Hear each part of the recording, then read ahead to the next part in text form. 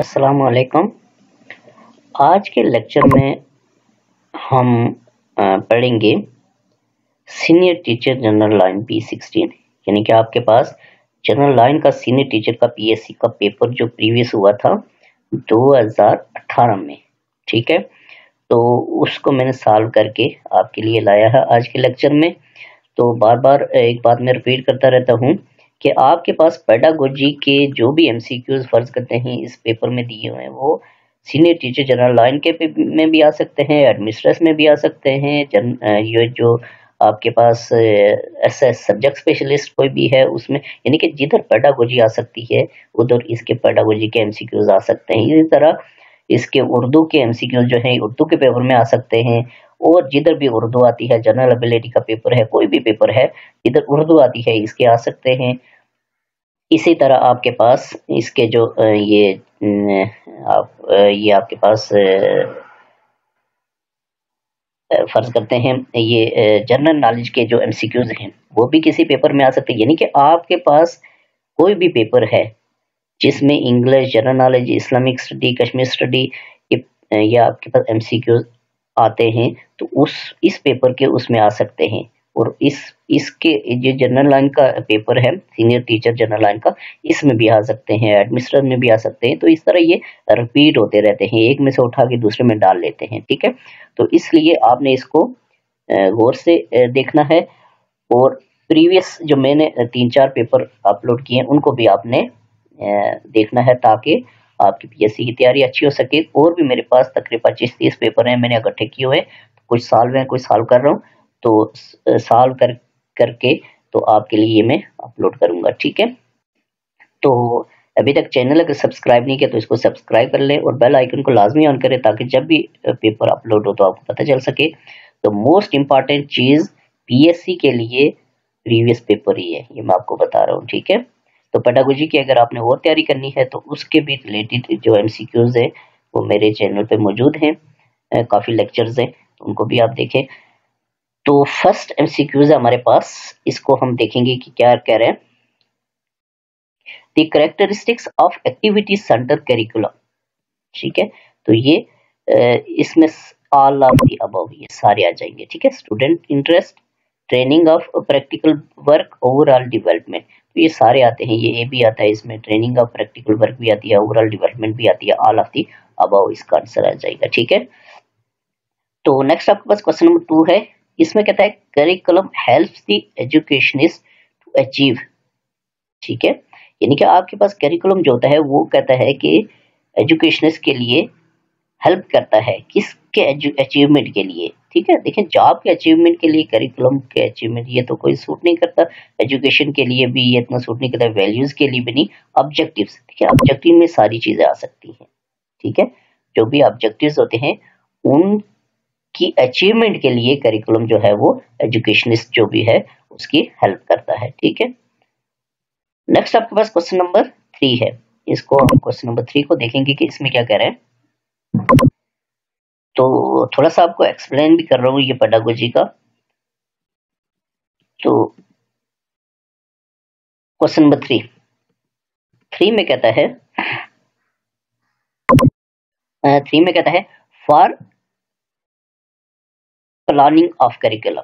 ठीक है, प्लानिंग उसने लिखा है for planning of curriculum it is essential to do.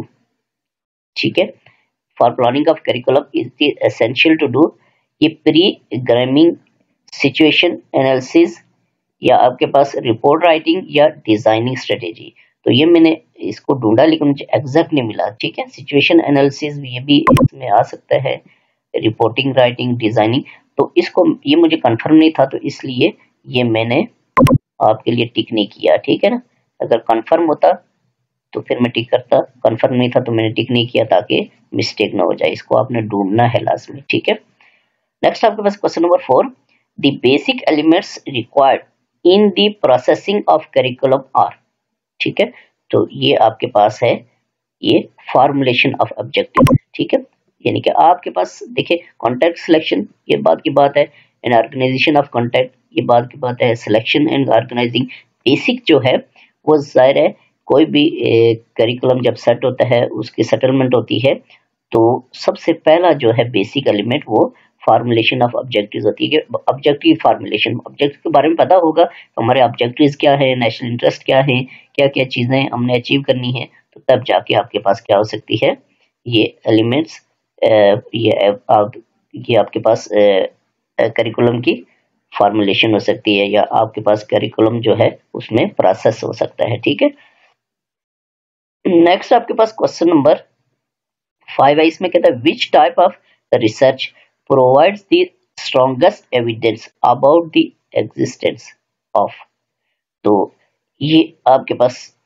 Experimental research होती है। ठीक है, यानी कि आपके पास कहता है provide the strongest evidence, strongest evidence आपके पास वो रिसर्च में ही होती है। ठीक है ना, एक्सपेरिमेंटल रिसर्च जो आपके पास है उसमें ही होती है। ठीक है, नेक्स्ट आपके पास है क्वेश्चन नंबर 6, तो 6 में कहता है research that is done to understand an event from the past is known, यानी कि पास्ट का जब जिक्र आएगा आपके पास, understand an event from the past तो ज़ाहिर है वो डेफिनेट पास्ट जो होता है वो हिस्टोरिकल में आता है, तो ये आपके पास हिस्टोरिकल रिसर्च हो जाएगी, डी आ जाएगा।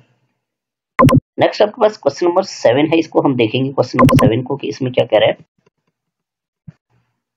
क्वेश्चन नंबर 7, तो 7 में कहता है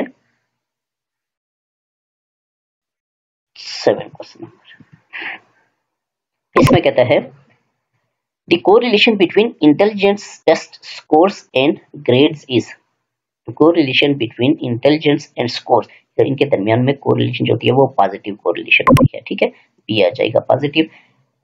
नेक्स्ट आपके पास क्वेश्चन नंबर 8 है, measurement and evaluation can be used to motivate student, helps to develop the scope sequence of teaching, assess the effectiveness of learning activities, none of these। ठीक है, तो ये आपके पास सी आ जाएगा, assess the effectiveness of learning activities। ठीक है, measurement करते हैं हम, इवैल्यूएशन करते हैं कि जो टीचिंग की गई है, जो टीचिंग मतलब ये आपके पास वो कितनी का इफेक्ट हुई है, उसका स्टूडेंट पे क्या असर पड़ा है और वापस आउटपुट क्या है। ठीक है, तो उसकी असेस करने के लिए इफेक्टिवनेस ऑफ लर्निंग एक्टिविटीज को तो हम मेजरमेंट और इवैल्यूएशन करते हैं। ठीक है, नेक्स्ट आपके पास है question number 9, an adult human has dash bones in his body, तो ये अक्सर पेपर में ये आ जाता है, बहुत कम पेपर है जिसमें ना आया हो, तो ये आपके पास 206 है बोन्स। ठीक है, नेक्स्ट आपके पास है question number 10, dash presented the view that play is important for strengthening imagery power of a child, तो ये आपके पास विगोर्स्की था। ठीक है, तो नेक्स्ट क्वेश्चन नंबर 11 है, इसको हम 11 क्वेश्चन को देखेंगे, इसमें क्या कह रहा है। क्वेश्चन नंबर 11, तो देखिए 11 में कहता है in the first few weeks the child has dash control on his body, तो फर्स्ट वीक्स में ज़्यादा बच्चा जो है वो कोई कंट्रोल नहीं होती, कभी इधर भागता है, कभी उधर, कभी गिरता है, तो नो कंट्रोल, उसकी बॉडी पे उसका कंट्रोल नहीं होता। नेक्स्ट आपके पास है question number 12, in dash stage children are able to think about things symbolically, तो ये आपके पास प्री ऑपरेशनल स्टेज होता है। ठीक है, तो नेक्स्ट आपके पास है question number 13, dash is concern with the determination of corporate policy and the overall coordination of production, distribution and finance, तो ये सारा कुछ जो है वो मैनेजमेंट में आता है। ठीक है, नेक्स्ट आपके पास 14, the requirement of few technical skills and more planning and conceptual activities is characteristic of dash level of management, तो ये आपके पास टॉप लेवल ऑफ मैनेजमेंट होती है। ठीक है, नेक्स्ट क्वेश्चन नंबर 15 है, क्वेश्चन नंबर 15 को हम देखेंगे कि 15 में क्या कह रहे हैं। क्वेश्चन नंबर 15, तो 15 में कहता है, क्वेश्चन नंबर 15 है, इसको हम पढ़ेंगे, 15 इसमें कहता है in dealing with problems whether they are intellectual or behavioral, the first step to taken by teacher is to decide on the treatment, uh, treat all students to the same, write a prescriptive program for each student, make a diagnosis of a problem. सबसे पहले वो problem को diagnose करेगा कि problem क्या है, किसने की है, क्या मसला है और क्या प्रॉब्लम है। तो ये आपके पास आ जाएगा make a diagnosis of problem. तो ये सबसे पहले वो प्रॉब्लम को डायग्नोज करेगा, ठीक है। नेक्स्ट आपके पास है क्वेश्चन नंबर 16, लर्निंग इज ये आपके पास कहता है कि directly in proportional to the teaching, depend on the goals set by teacher, the manipulation of the learner by the teacher, a relatively permanent change in behavior as a result of experience। तो आपके पास learning जो होती है ये permanent change in behaviour, याद रखना आपने कि ये परमानेंट चेंज इन बिहेवियर जो होता है ये इज कॉल्ड लर्निंग। तो ये आपके पास डी आ जाएगा। नेक्स्ट आपके पास है question number 17, which term is not type of remembering, कौन सी टाइप जो है वो रिमेम्बरिंग कि नहीं है, रिकॉल, रिकॉग्निशन, रिडंडेंसी या रीलर्निंग। तो ये रिडंडेंसी आपके पास है, ये is not the type of remembering. Question number 18 है, इसको हम देखेंगे 18 में क्या कह रहे हैं।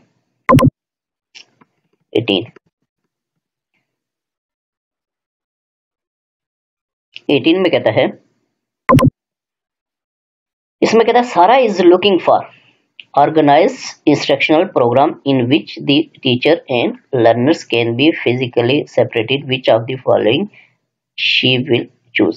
तो ये देखिए ना, ये पीछे मैंने एसएस इंग्लिश का जो पढ़ा था उसमें भी था, ये काफी सारे जो हैं 206 इस तरह के पिछले देखिए उन पेपर्स में भी थे, तो ये रिपीट होते हैं। तो इसलिए आपने सारे पेपर्स को लाजमी पढ़ना है, उसके पोर्शंस को, ताकि आपका जो है वो जो भी रिपीट हो तो आपके लिए हेल्प हो सके, ठीक है। तो ये आपके पास डिस्टेंस एजुकेशन होती है, ठीक है। नेक्स्ट आपके पास है question number 19, logos means knowledge in psyche means soul, याद रखना है, ठीक है।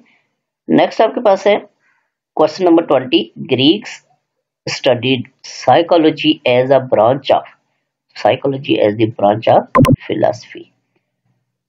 नेक्स्ट आपके पास है question number 21, who established the first psychological laboratory. तो ये सबसे पहले साइकोलॉजिकल लेबोरेटरी जो थी वो वंडन ने क्या की थी, एस्टेब्लिश की थी, ठीक है। नेक्स्ट आपके पास 22 है एमसीक्यूज। तो ये आपने देखा है कि रिपीट हो रहे हैं मोस्टली, तो इसीलिए आपने सारे पेपर्स को ये देखना है ताकि आपकी हेल्प हो सके। कोई भी पेपर आता है एडमिनिस्ट्रेटर का, सीनियर टीचर का या कोई और एसएस का, तो 22 में कहता है which of the following is the most likely to be characteristic of ineffective teacher ही होगा शायद।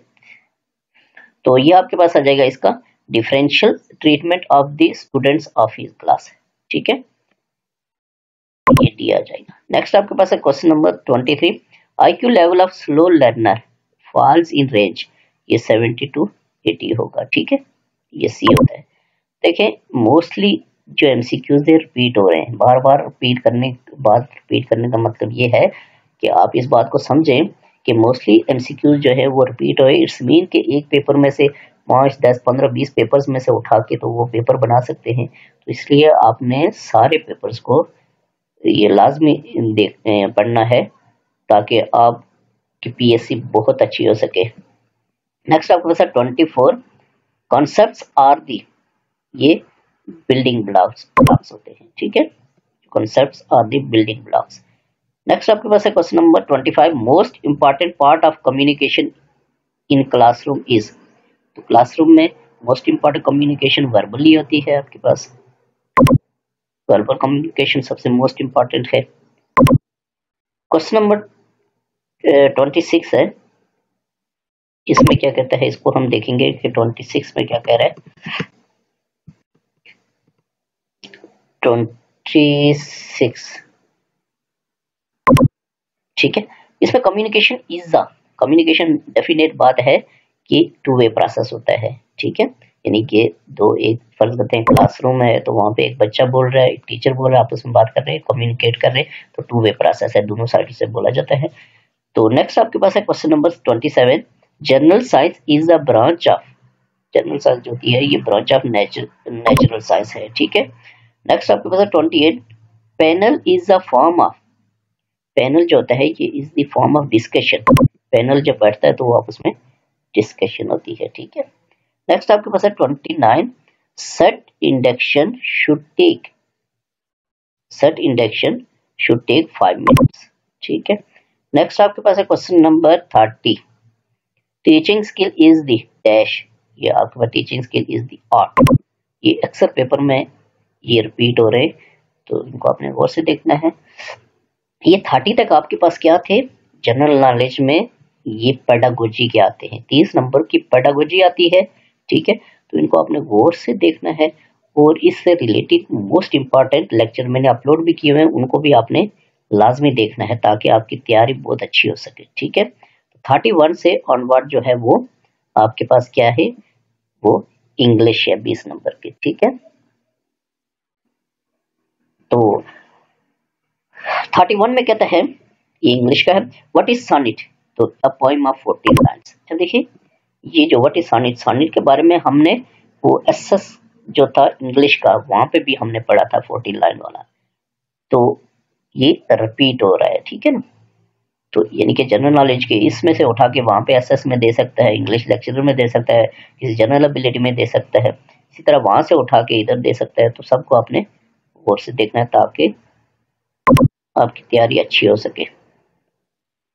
तो 31 में ये आपके पास हो गया 32, 32 में देखिए क्या कह रहे हैं, 32 में कहता है, which figure of speech is it when a statement is exaggerated is in a poem, तो ये आपके पास डी आ जाएगा, हाइपरबोल, ठीक है। नेक्स्ट आपके पास है, इंग्लिश मेरा सब्जेक्ट नहीं है, मैंने आपको पहले बताया था। तो नेक्स्ट आपके पास question number 33, theme is the point right is trying to make a subject, ये दिया जाएगा। नेक्स्ट आपके पास है 34, a device in literature where an object represents होना चाहिए एन आइडिया, तो ये आपके पास है सिंबोलिज्म, ठीक है। नेक्स्ट आपके पास है 35, a description that appeals to one of the 5 senses, तो ये इमेजरी है, ठीक है। नेक्स्ट आपके पास है 36, इसको हम देखेंगे कि इसमें क्या कर रहा है 36 में।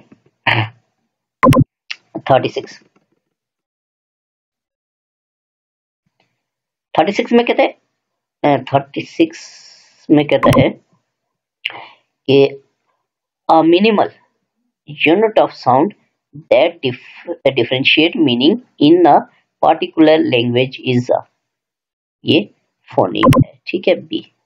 नेक्स्ट आपका 37, new year resolutions is written by, ये एलिजाबेथ स्वेल ने लिखी थी, ठीक है। नेक्स्ट आपके पास है 38, language that is native to people as opposed to learn language and is used as everyday speech, तो ये आपके पास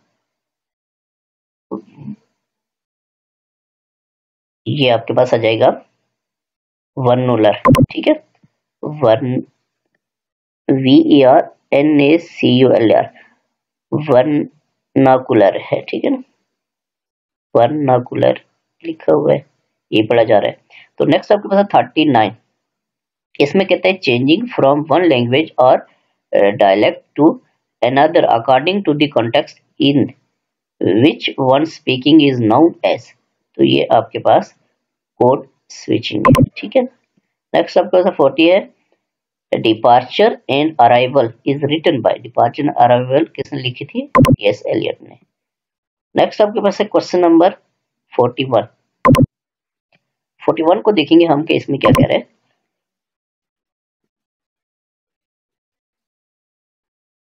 41 में कहता है Robert Frost was an American poet, ठीक है।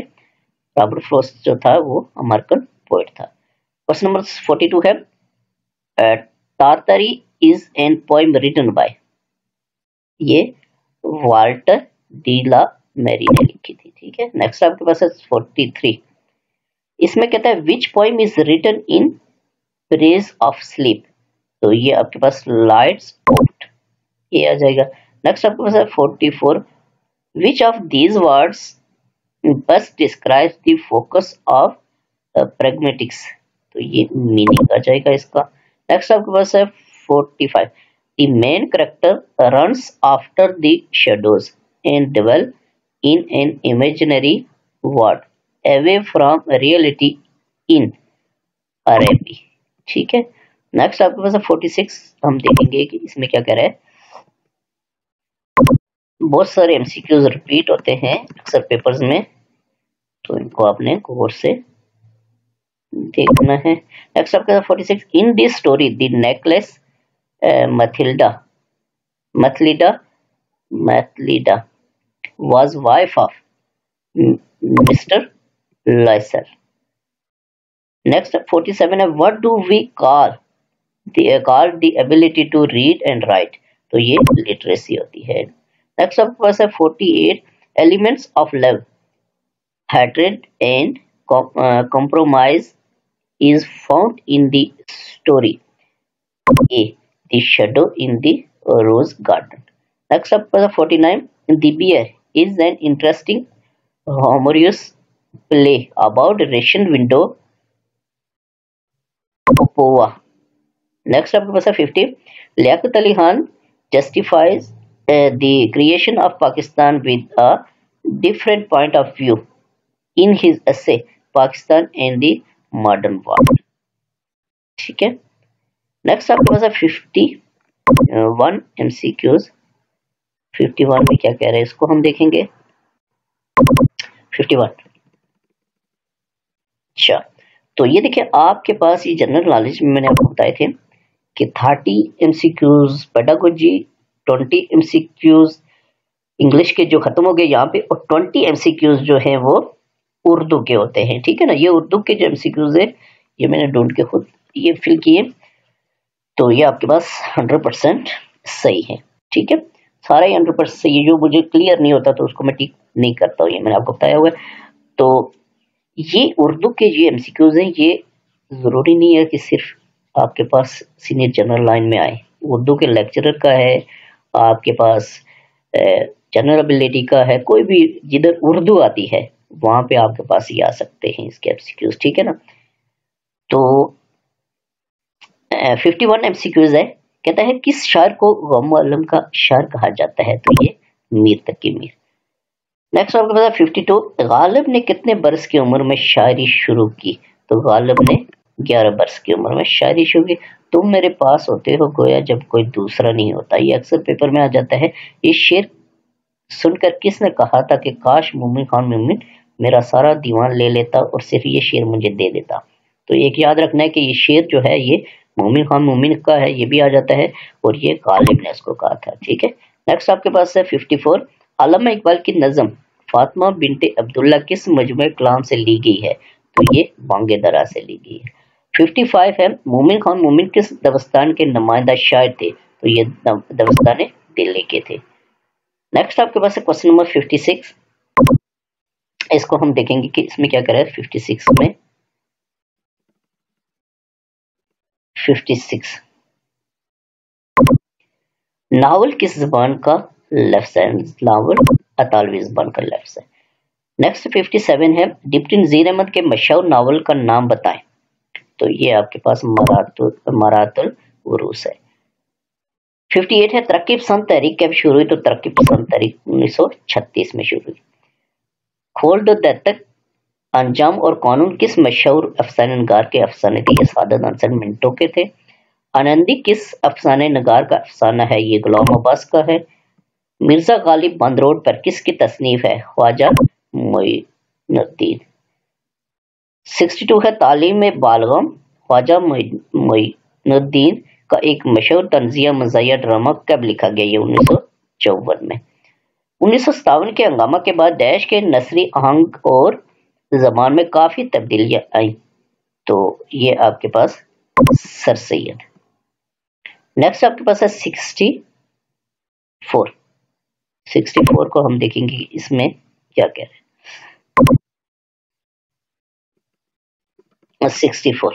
64 में कहता है हयात जावेद को हाल ही ने कितने हिस्सों में तकसीम किया? 2 हिस्सों में। उर्दू को दक्कन में क्या कहा जाता है? दक्कनी। इंतजार हुसैन को चौथा अफसानवी मजमूआ शेर अफसोस कब मंजर आम पर आया? 1972 में। मुश्ताक अहमद यूसुफी ने लगभग हर मजमून में किस किरदार के लिए गुंजाइश निकाली? ये मिर्जा। नेक्स्ट आपके पास है 68। नागदेन ने उर्दू का पहला नफ्सियाती और फनी लिहाज से मुकम्मल नावल किसे करार दिया है? तो ये इन्होंने हमराव जानदा। नेक्स्ट आपके साथ बागो बहार किसकी तसनीफ है? मीर अमन देलवी की। 70 है अकबर शाह सानी किसकी तरफ से खाकानी हिंद का मशहूर खिताब किसे अता हुआ? ये ज़ोक। ठीक है। नेक्स्ट आपके पास है क्वेश्चन नंबर 71। 71 की तरफ हम मूव करेंगे कि उसमें क्या कह रहे हैं। वेरी इंपॉर्टेंट एमसीक्यूज हैं ये। तो देखिए 20 एमसीक्यूज थे मैंने आपको बताए थे, वो उर्दू के थे, कंप्लीट हो गए। अब हमारे पास 71 से आगे जो है ये जनरल नॉलेज और पाकिस्तान स्टडी से रिलेटेड हैं, ये आपने याद रखने हैं। The first president of Pakistan was Sikandar Mirza. 72 ये जनरल नॉलेज के ये और भी लेक्चर्स मैंने और कश्मीर स्टडी के अपलोड किए हुए, ये मैं आपको बता रहा हूँ कि जनरल नॉलेज के मेरे ख्याल में अभी तक मैंने 11-12 लेक्चर अपलोड किए हुए अपने चैनल पे और पाक स्टडी के भी, तो उनको भी आपने देखना है ताकि आपकी तैयारी अच्छी हो सके। ठीक है ना। तो और भी कंटिन्यूस मैं अपलोड करूंगा। तो 72 Quaide Azam address the first constituent assembly of the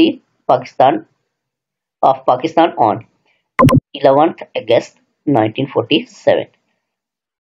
next आपके पास 73 द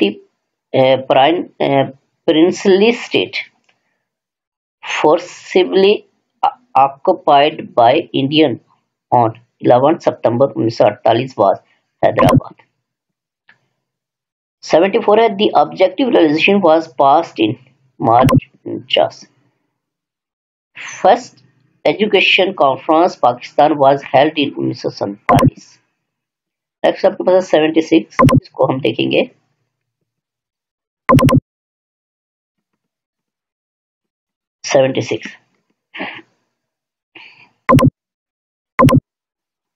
76 में कहता है Gwadar became part of Pakistan after purchase from Muscat in 1958।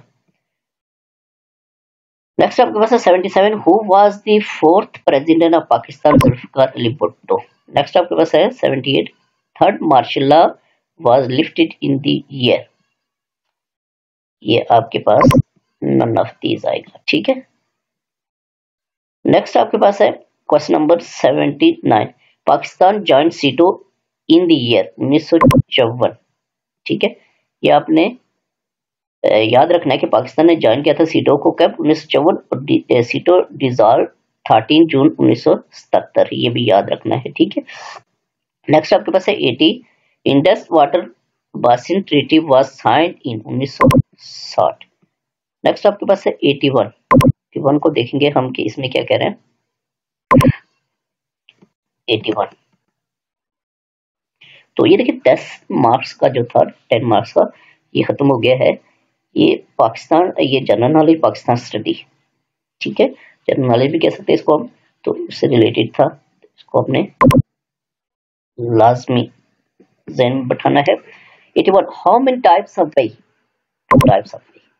Next आपके पास है 82 how many rights a Muslim have upon other Muslim, 6 rights.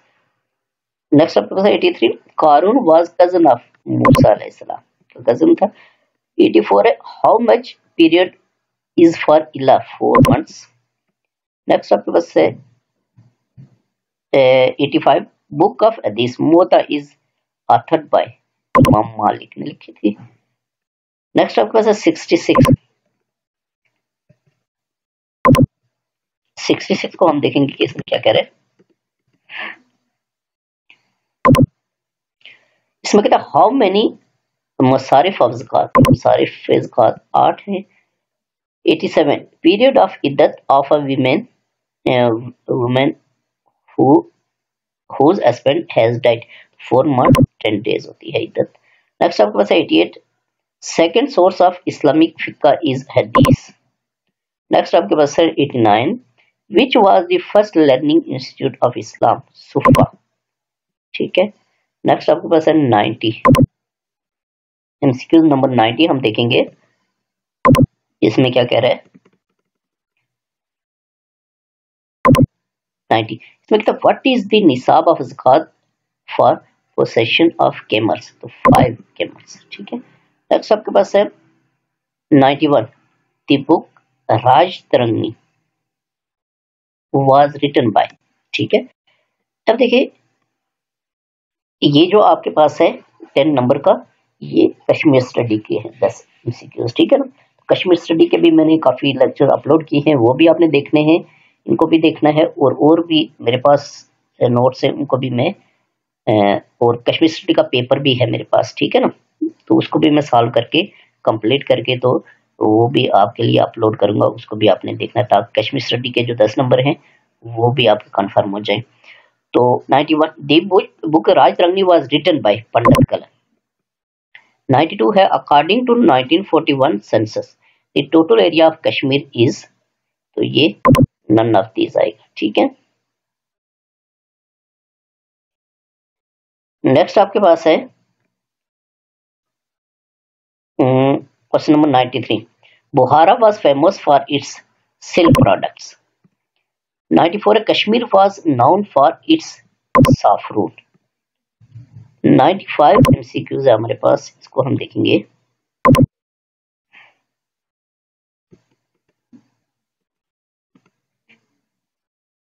Silk products साफरून वाला भी हो गया। 95 इसमें कहता है मोहम्मद बिन कासिम कॉन्क्वर्ड सिंध 712। 96 है region embrace Islam and adopted the name of Sultan Sadruddin. Next आपके पास है 97 all Jammu and Kashmir Muslim conference was established 1932। 98 है in the history of Kashmir 13 July 1931 observed as martyrs day. Next आपके पास है 99 इसमें कहता है the book Kashmir saga was written by, Kashmir saga जो है वो रिटन की थी सरदार इब्राहिम खान ने, ठीक है। नेक्स्ट आपके पास है question number 100 last one question है इस पेपर का, इसको हम देखेंगे। तो देखिए इसमें क्या कहता है who was the first elected president of Azad and Kashmir through adult franchise, तो ये सरदार अब्दुल कयूम खान थे, ठीक है। तो ये आज के लेक्चर में हमारे पास एमसीक्यू जो हैं वो कंप्लीट हो गए हैं 100। तो वेरी इंपॉर्टेंट ये लेक्चर है, ये मैंने आपको पहले भी बताया था कि इसके एमसीक्यू किसी भी पेपर में आ सकते हैं। तो अक्सर इसमें आपने देखा कि इंग्लिश वाले पेपर जो एसएस का था वो उठा के इधर रखे हुए हैं, ठीक है। तो इनको आपने गौर से देखना है और लगातार मेरे पेपर्स जो मेरे पास 30-35 है उनको सॉल्व करके तो मैं अपलोड कर रहा हूँ, उनको आपने सबको आपने देखना है। तो आपकी इंशाल्लाह 50% तैयारी जो है वो पीएससी की हो जाएगी। तो बाकी भी लेक्चर ये नहीं कि खाली इन्हीं पे डिपेंड करें, और भी देखने हैं, पेडागोजी भी और पढ़नी है, बाकी भी सब्जेक्ट जो हैं वो भी और भी लेक्चर देखने हैं, पढ़ना है ताकि आपकी बेहतर तैयारी हो सके। तो नेक्स्ट लेक्चर के साथ हाजिर होगा।